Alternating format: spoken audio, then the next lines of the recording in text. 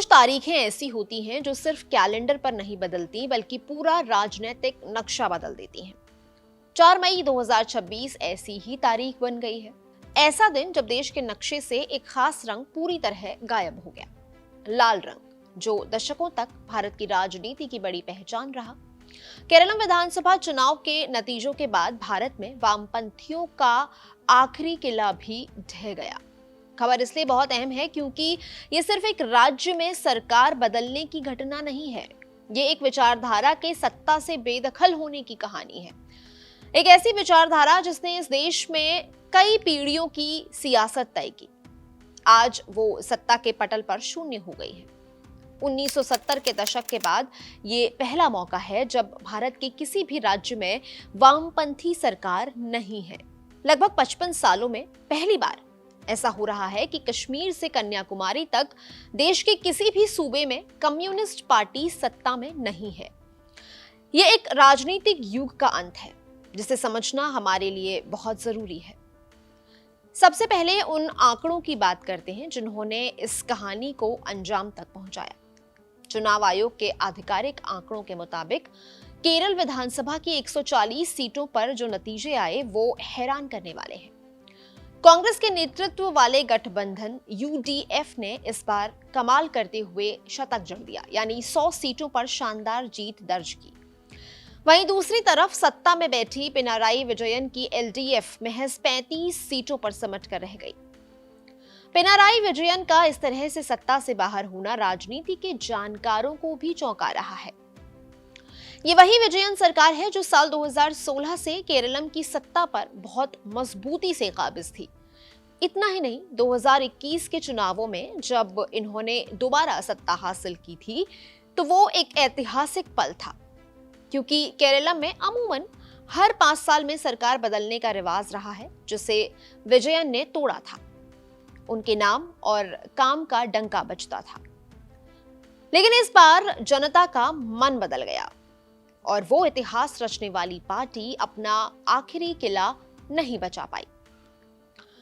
केरलम की हार सिर्फ एक चुनावी हार नहीं है, ये उस लाल झंडे के सफर का वो मुकाम है जो कभी दिल्ली की सत्ता को अपने इशारों पर न जाता था। एक वक्त था जब देश का बहुत बड़ा हिस्सा इस रंग में रंगा हुआ था और लेफ्ट की ताकत को नजरअंदाज करना किसी भी राष्ट्रीय पार्टी के लिए नामुमकिन हुआ करता था।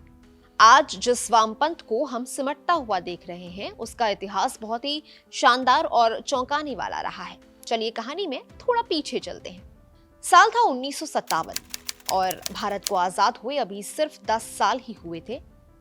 इसी साल केरलम में विधानसभा के चुनाव हुए और जो नतीजे आए उसने पूरी दुनिया का ध्यान अपनी तरफ खींचा।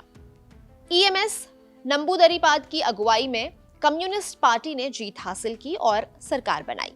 ये कोई आम जीत नहीं थी। दुनिया के इतिहास में पहली बार था जब किसी वामपंथी सरकार को वोट देकर, यानी लोकतांत्रिक तरीके से चुना गया था। अमेरिका से लेकर रूस तक हर जगह भारत के इस लाल झंडे की चर्चा हो रही थी। इस ऐतिहासिक जीत के बाद वामपंथियों ने पीछे मुड़कर नहीं देखा। 1980 का दशक आते आते इनका असर देश के बहुत बड़े हिस्से पर हो रहा था। देश के 3 अहम राज्य केरल, पश्चिम बंगाल और त्रिपुरा पूरी तरह से लाल रंग में रंग चुके थे। इन राज्यों में कम्युनिस्ट पार्टी का एक छत्र राज था। ऐसा लगता था मानो इन जगहों पर कोई और पार्टी कभी वापसी कर ही नहीं पाएगी। देश की सत्ता पर काबिज बड़े बड़े नेता भी इन 3 राज्यों के वोटर्स का मन बदलने में नाकाम साबित हो रहे थे। राज्यों से निकलकर ये ताकत राष्ट्रीय स्तर पर भी अपना लोहा मनवा रही थी। बात 2004 के लोकसभा चुनाव की थी। ये वो दौर था जब लेफ्ट पार्टियों ने अपना सबसे बेहतरीन प्रदर्शन किया। लोकसभा में वामपंथी दलों ने 62 सीटें जीतकर भारतीय राजनीति में तहलका मचा दिया। देश की संसद में 62 सांसदों का एक साथ होना किसी भी विचारधारा के लिए बहुत बड़ी ताकत होती है। उन दिनों दिल्ली की सत्ता का रास्ता वामपंथियों की मर्जी से तय होता था। वो राष्ट्रीय राजनीति में पूरी तरह से किंग मेकर की भूमिका में आ गए थे। डॉक्टर मनमोहन सिंह के नेतृत्व वाली यूपीए सरकार तब लेफ्ट के समर्थन से ही चल रही थी उनकी ताकत का अंदाजा आप 2008 की एक मशहूर घटना से लगा सकते हैं। तब भारत और अमेरिका के बीच ऐतिहासिक परमाणु समझौता हो रहा था। लेफ्ट पूरी तरह इस समझौते के खिलाफ था। जब मनमोहन सरकार पीछे नहीं हटी तो वामपंथियों ने अपनी विचारधारा पर टिके रहते हुए यूपीए सरकार से अपना समर्थन वापस ले लिया। ये वो वक्त था जब लेफ्ट की ताकत अपने चरम पर थी। वो अपनी शर्तों पर राजनीति करते थे और किसी भी दबाव के आगे झुकने को तैयार नहीं थे। लेकिन इन वामपंथी नेताओं में ऐसा क्या था कि जो जनता इन्हें इतना पसंद करती थी? दशकों तक बिना हारे सत्ता में बने रहना कोई आसान काम तो नहीं है। उन्होंने ऐसा क्या काम किया कि करोड़ों लोग उनके मुरीद हो गए थे? इसका जवाब उनकी बुनियादी सोच में छिपा है। वामपंथ का मकसद समाज में आर्थिक और सामाजिक समानता लाना था। वो एक ऐसा समाज बनाना चाहते थे जहां अमीर और गरीब के बीच की खाई कम हो सके।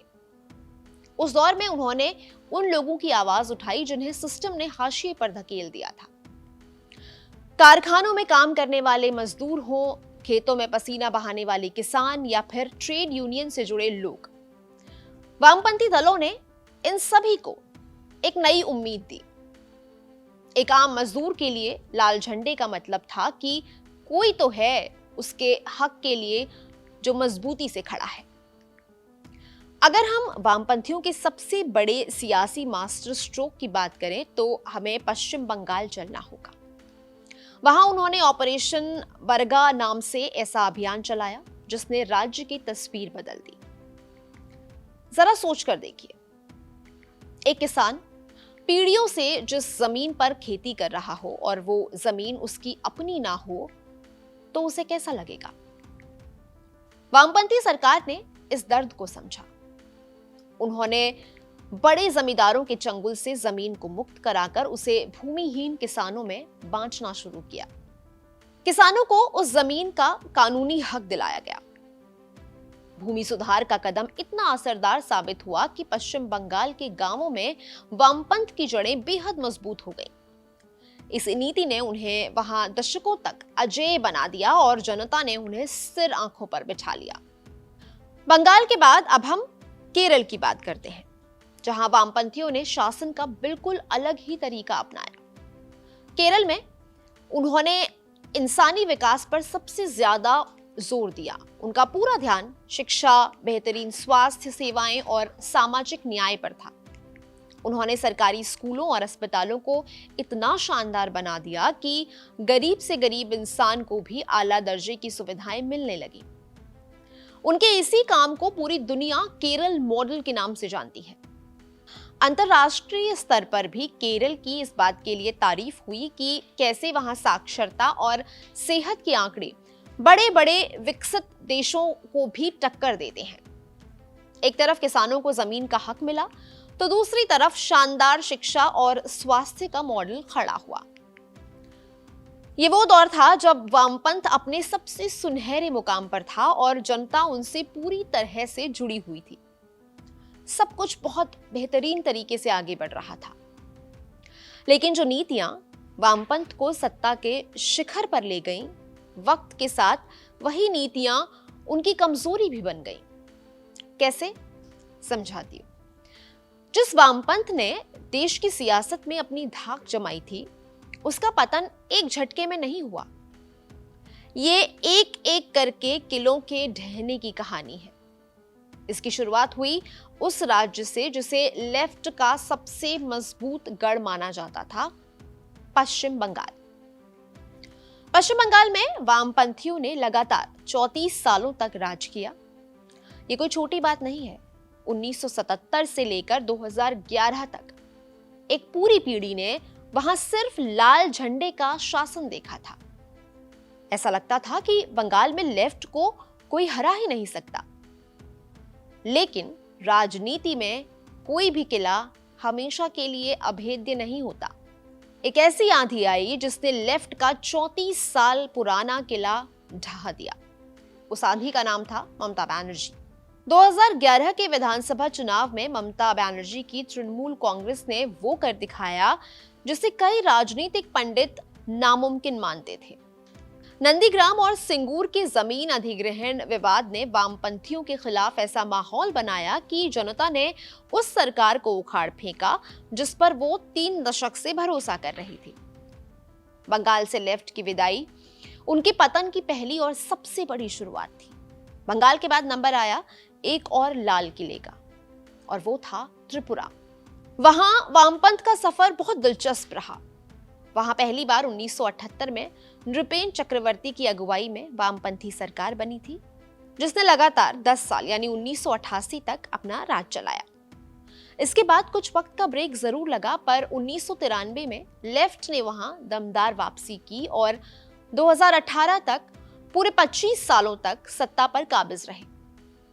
माणिक सरकार जैसे बेहद सादगी पसंद मुख्यमंत्री ने लंबा वक्त सत्ता में गुजारा। 2018 के विधानसभा चुनाव में त्रिपुरा की राजनीति ने फिर से करवट बदली। इस बार चुनौती थी भारतीय जनता पार्टी। बीजेपी ने वहां ऐसा चुनाव लड़ा कि 25 साल पुरानी वामपंथी सरकार ताश के पत्तों की तरह बिखर गई। बंगाल के बाद त्रिपुरा का हाथ से निकलना वामपंथी विचारधारा के लिए बहुत बड़ा झटका था। और अब कहानी पहुंचती है उस आखिरी किले तक जहां से वामपंथ की जीत का पहला अध्याय लिखा गया था, केरलम। 1957 से शुरू हुआ वामपंथ का सफर 4 मई 2026 को आकर थम गया। केरलम में कांग्रेस के नेतृत्व वाले यूडीएफ ने ऐसा प्रदर्शन किया कि सत्ताधारी एलडीएफ सिर्फ 35 सीटों पर सिमट गई। केरलम में लेफ्ट का हारना उनके शासन के पूरी तरह खत्म होने का ऐलान है। राज्यों से होते हुए वामपंथ के पतन की ये आंच राष्ट्रीय राजनीति तक भी पहुंची है। जो वामपंथी पार्टियां 2004 के लोकसभा चुनाव में 62 सीटें जीतकर किंग मेकर बनी थी, आज उनकी हालत संघर्ष वाली हो गई है। हालिया आंकड़ों पर नजर डालें तो लोकसभा में वामपंथी दलों की संख्या सिर्फ 8 सीटों पर आ गई है। ये कोई मामूली गिरावट नहीं है। संसद में उनका दखल और उनकी आवाज दोनों ही अब बहुत कमजोर पड़ चुके हैं। अब एक सवाल आपके जहन में भी आता होगा कि एक मजबूत विचारधारा वाली पार्टी अगर अपने ही बनाए हुए सियासी जाल में कैसे उलझ सकती है। विशेषज्ञों की नजर में ये पतन कोई अचानक हुई घटना नहीं है, बल्कि इसके पीछे कई ठोस कारण हैं। हमारे देश में चुनाव और राजनीति को जाति से अलग करके नहीं देखा जा सकता। वामपंथी हमेशा वर्ग यानी अमीर और गरीब की लड़ाई लड़ते रहे। उन्होंने भारत की उस कड़वी सच्चाई को पूरी तरह से नजरअंदाज कर दिया जिसे हम जातिवाद कहते हैं। जब आप दलितों और पिछड़ों के सामाजिक दर्द को समझे बिना सिर्फ उनके आर्थिक हालात पर बात करेंगे तो वो लोग आपसे कैसे जुड़ेंगे। जाति और जेंडर के मुद्दों पर उनकी इसी अनदेखी ने उन्हें आम जनता से बहुत दूर कर दिया। एक और बड़ी चूक जो वामपंथियों से हुई वो था बदलते वक्त के साथ खुद को ना बदलना। 1991 में देश में उदारीकरण का दौर आया। भारत का बाजार दुनिया के लिए खुल गया, नौकरियां बदलने लगीं और एक नया आर्थिक मॉडल सामने आया। वामपंथी दल अपनी पुरानी किताबों और सिद्धांतों में ही उलझे रहे। उन्होंने इस नए पूंजीवाद को समझने और अपनाने में बहुत देर कर दी। एक समय वो भी था जब वामपंथी नेता दफ्तरों में कंप्यूटर आने का विरोध कर रहे थे।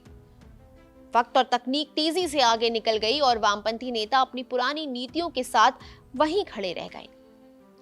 अगर आप गौर करें तो पाएंगे कि लेफ्ट का असर देश के हिंदी पट्टी वाले राज्यों में कभी नहीं दिखा। उत्तर प्रदेश, बिहार या मध्य प्रदेश जैसे बड़े सूबों में ये अपनी जगह नहीं बना पाए। इसका कारण बहुत पेचीदा नहीं है। इनकी राजनीति मुख्य रूप से कारखानों और औद्योगिक इलाकों तक ही सिमटी रही। ये हमेशा मजदूरों और ट्रेड यूनियंस के इर्द गिर्द घूमते रहे। जैसे जैसे देश में बड़े कारखाने बंद होने लगे और प्राइवेट सेक्टर्स के आने से ट्रेड यूनियंस की ताकत कम हुई, वामपंथियों का जनाधार भी खिसक गया। राजनीति के जानकारों का यह भी मानना है कि लेफ्ट ने सत्ता में बने रहने के लिए अपनी मूल विचारधारा से ही समझौता कर लिया। जो पार्टी कभी सिर्फ गरीबों के हक की बात करती थी, वो धीरे धीरे आम राजनीतिक दलों की तरह बर्ताव करने लगी। जब आप वही सत्ता वाली भाषा बोलने लगे जो बाकी नेता बोलते हैं, तो आपका कोर वोटर आपसे छिटक जाता है। बंगाल में जमीन अधिग्रहण का मामला इसका सबसे बड़ा एग्जाम्पल है। जिस पार्टी ने कभी ऑपरेशन बरगा चलाकर किसानों को जमीन का हक दिलाया था, उसी पार्टी की सरकार पर कारखाने लगाने के लिए किसानों की जमीन छीनने के आरोप लगने लगे। इससे जनता का भरोसा टूट गया। इन सब के साथ एक और बड़ा कारण रहा, और वो है युवाओं का पार्टी से दूर होना। वामपंथी दलों में हमेशा उम्रदराज नेताओं का दबदबा देखने को मिला। फैसले लेने वाली कमिटीज में मुश्किल से ही कोई युवा चेहरा नजर आता।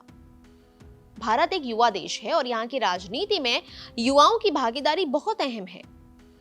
पुरानी मानसिकता और पुराने काम करने के तरीकों ने नई पीढ़ी को लाल झंडे से दूर कर दिया। युवाओं को उनके विजन में अपना भविष्य नजर नहीं आया। ये वो तमाम वजहें थीं जिन्होंने दशकों से मजबूत लाल किले को धीरे धीरे कमजोर किया और आखिरकार उसे ढहने पर मजबूर कर दिया। तो क्या वाकई भारत से वामपंथ का चैप्टर हमेशा के लिए क्लोज हो गया है? राजनीति को करीब से समझने वाले कई जानकारों का मानना है कि ऐसा बिल्कुल नहीं है। चुनाव हारना और विचारधारा का खत्म होना, दोनों में बहुत फर्क होता है। ये सच है कि आज लाल झंडे वाले दल अपने सबसे बुरे दौर से गुजर रहे हैं। उनके पास कहीं सत्ता नहीं बची है, लेकिन जिन बुनियादी मुद्दों पर इस विचारधारा की नींव रखी गई थी, वो आज भी हमारे समाज में बहुत गहराई तक मौजूद हैं। आप खुद अपने आसपास देखिए, क्या आज देश में अमीरों और गरीबों के बीच की खाई कम हो गई है? जवाब है नहीं। ये धन की असमानता तो और भी तेजी से बढ़ रही है। बड़े शहरों में विकास तो हो रहा है, लेकिन उस रफ्तार से रोजगार के अवसर पैदा नहीं हो रहे हैं। आज भी करोड़ों युवा एक अच्छी नौकरी के लिए परेशान हैं। महंगाई और रोजी रोटी का संघर्ष आज भी वैसा ही है। ये वही मुद्दे हैं जिन पर कभी लेफ्ट ने अपनी सियासत खड़ी की थी। जमीन पर जब तक ये परेशानियां जिंदा हैं, तब तक वामपंथ की वापसी के रास्ते पूरी तरह से बंद नहीं माने जा सकते। लेकिन ये वापसी इतनी आसान भी नहीं होगी। अगर लेफ्ट को भारत की सियासत में अपना वो पुराना रुतबा वापस पाना है, तो उन्हें अपने अंदर बहुत बड़ा बदलाव करना होगा। अपनी दशकों पुरानी किताबों और पुराने नारों की दुनिया से बाहर आना पड़ेगा। आज का भारत पहले से बहुत अलग है, और आज का वोटर भी। इस नए भारत से जुड़ने के लिए लेफ्ट को खुद को 21वीं सदी के सोशल डेमोक्रेटिक फोर्स के रूप में ढालना होगा। पर क्या वो ऐसा कर पाएंगे? आपको क्या लगता है? अपनी राय हमें कमेंट करके जरूर बताइएगा। आज की अनकही में इतना ही। मैं हूं गरिमा, आप देख रहे हैं कड़क। शुक्रिया।